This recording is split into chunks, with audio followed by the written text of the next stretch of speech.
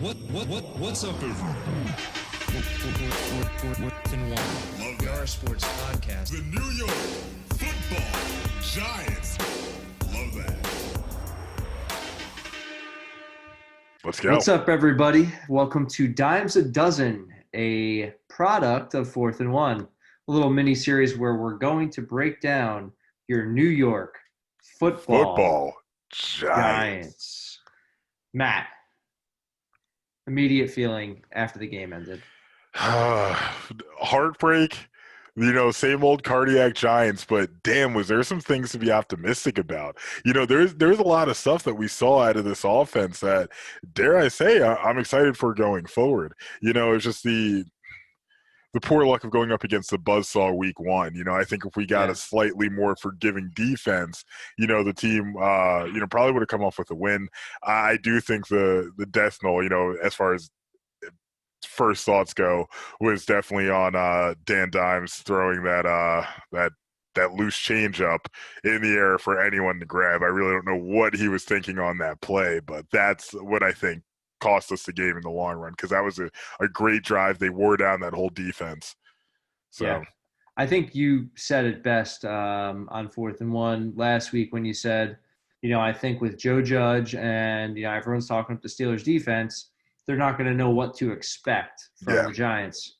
And I don't think anybody did. And I think that, I think we were right. That helped the Giants kind of settle into the game and kind of get a feel for things. I know, obviously Dan Dimes had a couple turnovers. Yeah. One was super athletic play by TJ Watt.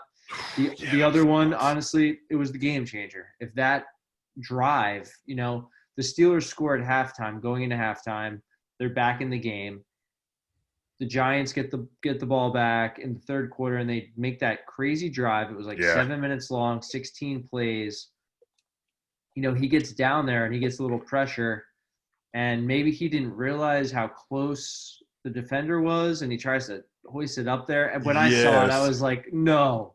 I was like, maybe it'll just fall. I was like, maybe he'll get lucky. By the grace of God, somebody won't catch this, but it was in the air way too long. Yeah, it went up way too high. Yeah, right in the end zone.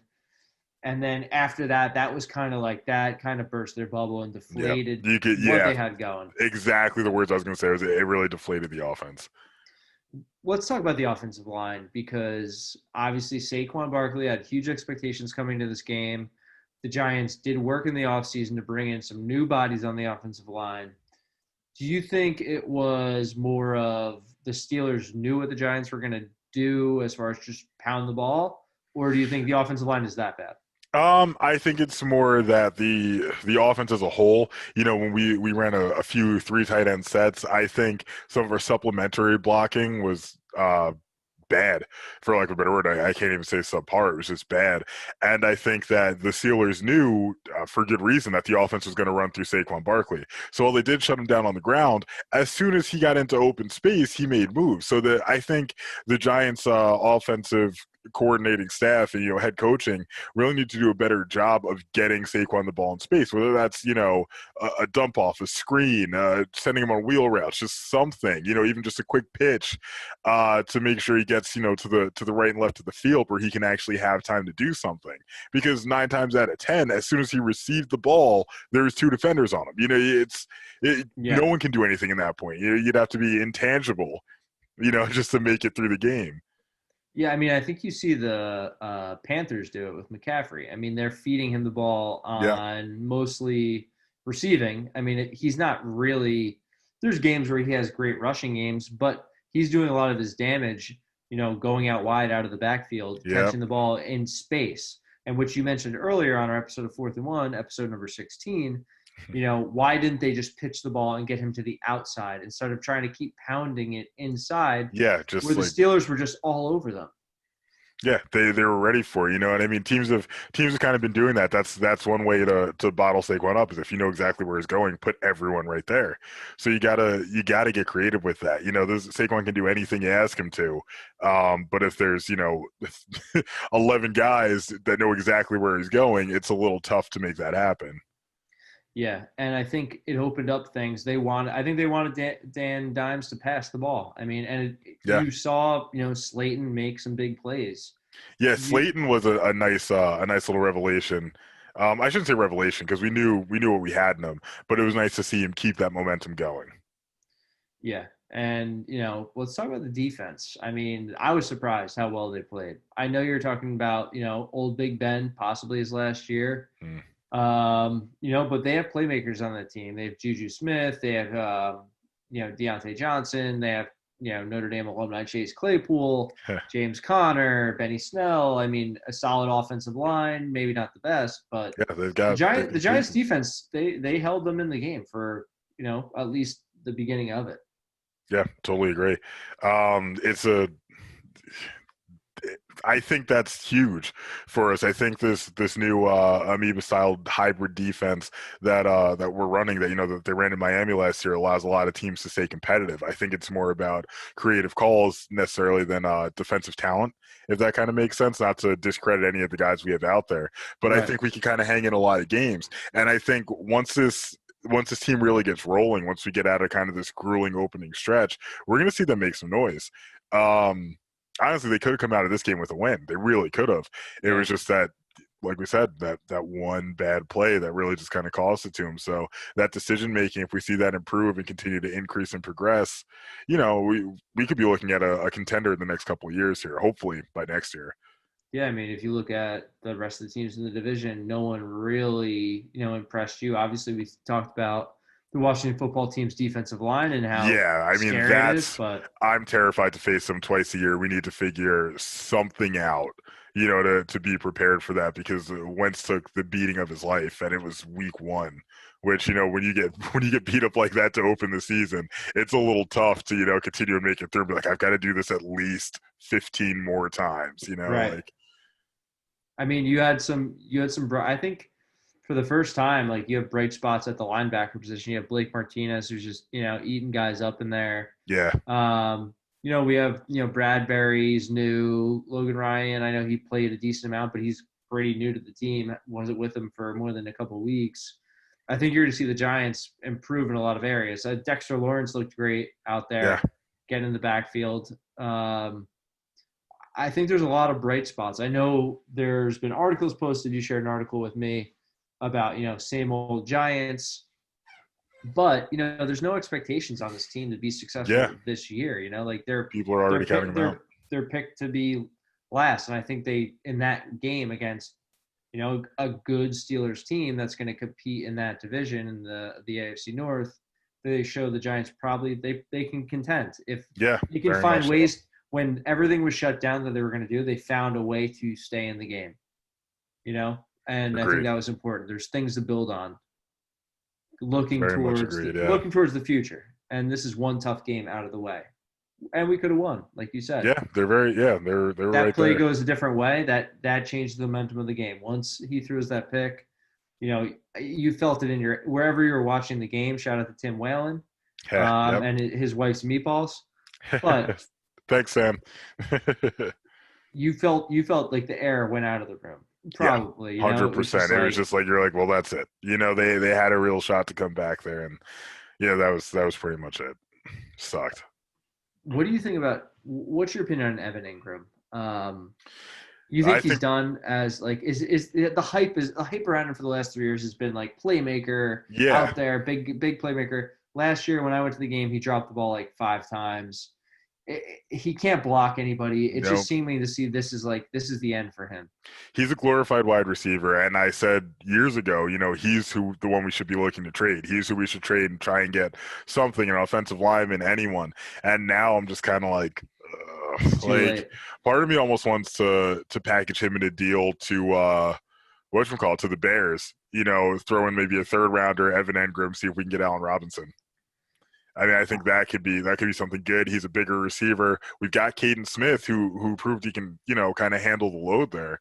And Engram at this point is just more of a liability because of his inability to block. And he catches, sometimes he'll make a spectacular catch, but it's not consistent enough to really be an asset to the team. So I think it's about time for a change of scenery there. It's another burned Reese pick. Jerry Reese has fucked us in the first round from beyond the grave, so to speak. Yeah, I think you have with Evan Ingram, you see his highlights.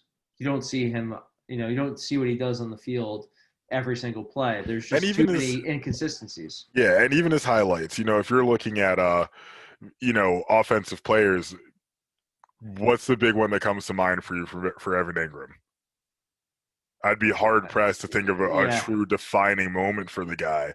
So I'm just kind of I like, could probably think of like one or two games where he was like unreal. But that's the thing. It's a I game can think of here, a a lot more game for there. Sterling Shepard, Right. who's a second round pick, or Golden Tate, who is Who we in his didn't have 30s. in the game. Yeah, Who Yeah. that's an interesting dynamic. I mean, I'd have to look up his injury report, but he's also a consistent receiver that once we get back, that's going to Yeah, that also could open be. up for Dan Dimes. But that's kind of why I'm thinking we need to make the moves out here and kind of see if we can get Robinson, man. I would love that. I would love to see him on the Giants. I think that'd be a great fit. Another Penn State alum out there. We have the assets. I mean, why not just go for it and get Dan Dimes of like a true number one for the next couple of years, sign him to a deal. Golden Tate, he's a great receiver, but he's not your number one receiver. He's a great number two receiver, number three receiver. Well, it's a Golden Tate and Sterling Shepard are essentially clones of each other. Right. They're one's just a younger version. We don't have that big guy concussed. that's going to go up and get the ball, the guy that's going to make plays on the ball. We have that's smaller guys that are kind of, getting into open spaces in the middle of the field, catching the ball and moving it. Yeah. Which you need those guys, but sure. But we need some diversity and as far as skills. Yeah, you need somebody who can kind of muscle through there and do exactly what you just said, go up and get the ball. So it's they gotta make some moves here. After watching game one, does it change your outlook on the season for the Giants? No. I still think we were very much. A lot of people were like, "Oh, Giants are going to get blown out in this game." I'm like, I think we're going to make some noise, and we did. We were leading for a good amount of the first half. It was just a couple bad plays that ended up costing us the game. So you got to think things break a little bit differently. We're starting off the week with the win. Yeah. Or the season with a win. Yeah. Looking forward, week 2. We have the Chicago Bears coming off a huge win in their own right. Yeah, and a comeback win at that. I would think we can match up pretty well against the Bears. I mean, obviously Khalil Mack and that defense are kind of scary, but it's. I mean, in all essence, they're a poor man's Pittsburgh Steelers. Yes, like they're the same team.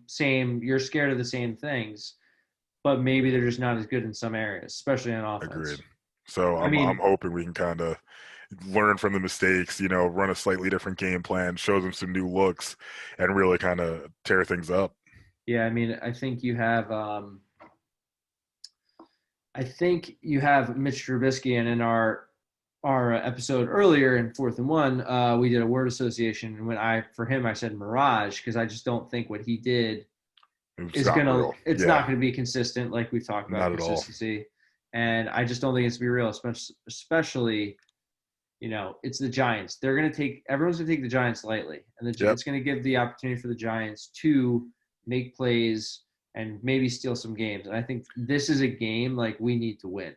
Yeah, and I hope in light of what happened to the Bears, to the Lions last week against the Bears, that if the Giants get that lead, they don't take their foot off the gas. They need to run up the score. Like, this is something that's going to be good for team morale. It's something that they could all benefit from. It would be a nice way for Judge to, kind of erase last week's memory from Everett's words. Just keep the pedal to the metal. Just keep going, keep pushing, keep scoring.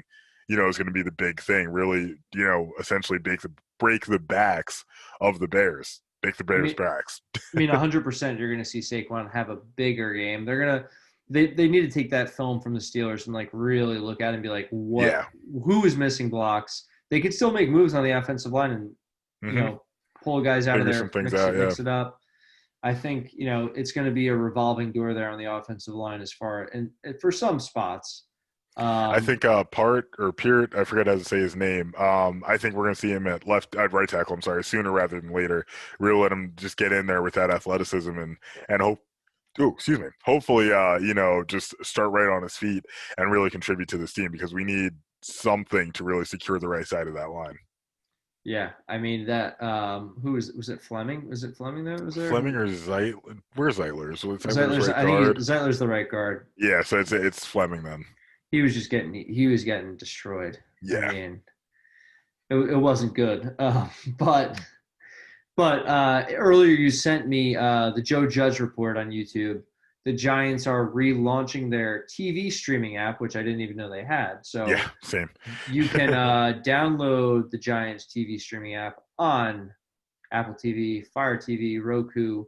I'm probably going to get it, and I think you can watch highlights, the Joe Judge report. They have other segments, Sights and Sound, and then they have the Vault, which I'm not sure what the Vault is, but it looks like it probably you could go back and watch older games, hopefully, which would be actually really cool. So safe to say that'll probably be included in upcoming portions of Dimes a Dozen. Yeah, we're actually going to watch Joe Judge. We're going to break down Joe Judge breaking down the game, see what happens. Double breakdown, as it were. Double breakdown. Matt, you have anything you want to add? Anything other Giants things? Anything from the game you can, that we missed that you want to talk about? I'm trying to think here. We already know what cost them the game. We know we commented on what they need to do to improve. I really think it's just going out, getting another piece of that offense in Allen Robinson. I mean, I would be so excited to see that. I think it is actually a realistic possibility. And then some creative play calling. Part of me kind of feels like they didn't switch things up because they wanted to keep some things a mystery. You know what I mean? Like it seemed like they felt confident enough in Jones to not change the way Barkley was running the ball. So I've got to think there's some other plays they've got in the playbook that they're just kind of holding off on. So, kind of almost like a preseason kind of feel where they go with a limited playbook. Yeah. Just call it a hunch. I would love to see that be the case where they really just break out some new facets and just new things entirely that we haven't seen before, because Judge is supposed to be a very creative guy, especially coming from a special teams background. So, I'd really like to see that. Oh, one thing we didn't comment on, how did you feel about Jabril Peppers, a Michigan man, doing a lot of the returns back there? I know a few people have said that it made them nervous, but I kind of like it as long as he, is obviously safe. I mean, sometimes it's nice having that young, fresh, guy that has all the speed back there. But I liked having him back there just to secure the ball. It doesn't seem like they're really trying to break big plays with their special teams. It seems like they just want to get the ball and get back to offense. And you just need a guy to secure the ball, not make any mistakes. So why not put a veteran back there that, while at Michigan, was a multi-purpose athlete doing a little bit of everything. So I don't mind it. I think it's a good move for now until maybe someone else breaks out and you can give Jabril a break and give him some get him off the field a little more. I'd rather have a guy back there that's going to catch the ball and secure it right now than anything. With that. But yeah, I mean, I think this is a good first game day episode. Yeah, first game day review. Yeah, gave some of our thoughts into Pittsburgh, gave some of our insight possibly into Chicago. Hopefully we follow up that momentum with a lot of the positives in that game, and maybe while we play the Bears, we could strike a deal for Allen Robinson.